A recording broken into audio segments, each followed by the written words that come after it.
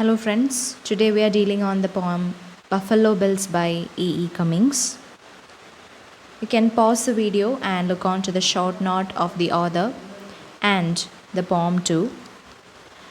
Buffalo Bills was first published in the Dial in 1920, 3 years after the death of Buffalo Bill Cody. In the first line of the poem, Buffalo Bills, defunct, the poet uses an apostrophe S as a contraction. This is an informal, almost childlike way of saying Buffalo Bill is defunct.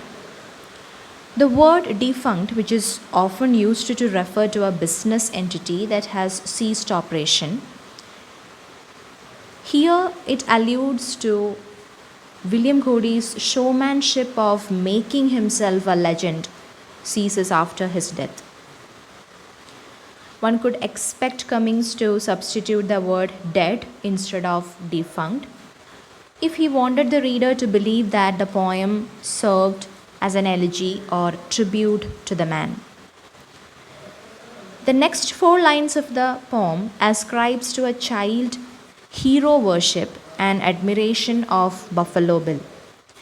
The lines, "Who used to ride a water-smooth silver stallion and break 1, 2, 3, 4, 5 pigeons," just like that, refers to Cody's talents of riding his horse while shooting clay pigeons with perfect skill.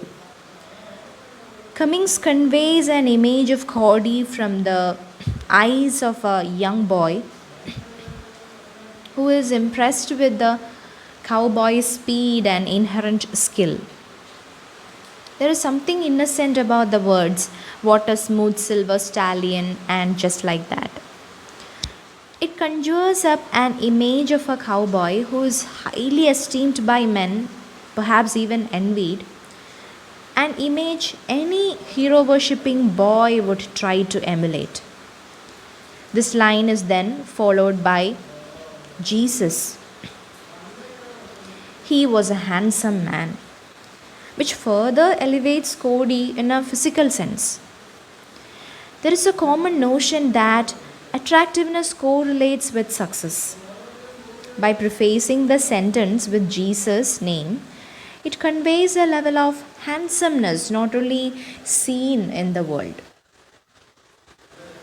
The last 3 lines of the poem is rhetorical question in the phrase, "And what I want to know is, how do you like your blue-eyed Mr. Death?"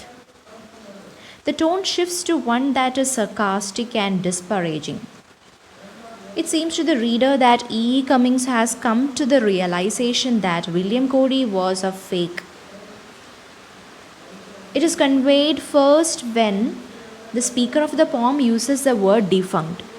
There is a sense that Cummings has evolved or has become enlightened. He's no longer an awestruck boy, but an "I know better than that man." It is reasonable to conclude that Buffalo Bill is disliked by E. Cummings. His disdain is not necessarily directed at the man, but rather the imagery and the idea of following a false heroes. At the end of the poem, Cummings' sarcastic tone suggests bitterness. It is as if Cummings is blaming Cody for disappointing him, which is understandable since most children or young adults are disheartened when they discover that their chosen heroes turn out to be mere mortals. Cummings expresses humility by referring to himself to the lowercase I and his lowercase signature, yet he shows respect to Jesus and Mr. Death by capitalizing these, Jesus and Mr. Death. He does this so he's not perceived as elevating himself by degrading Cody. The apostrophe S is the key to the analysis of this poem. In the end, E. E. Cummings' tone suggests that the poem is about expressing your true self. This poem is not a glorified tribute to Buffalo Bill Cody. So it's a very wonderful and excellent piece of work by E. Cummings. Hope you have understand what I've just said. Thank you, everyone.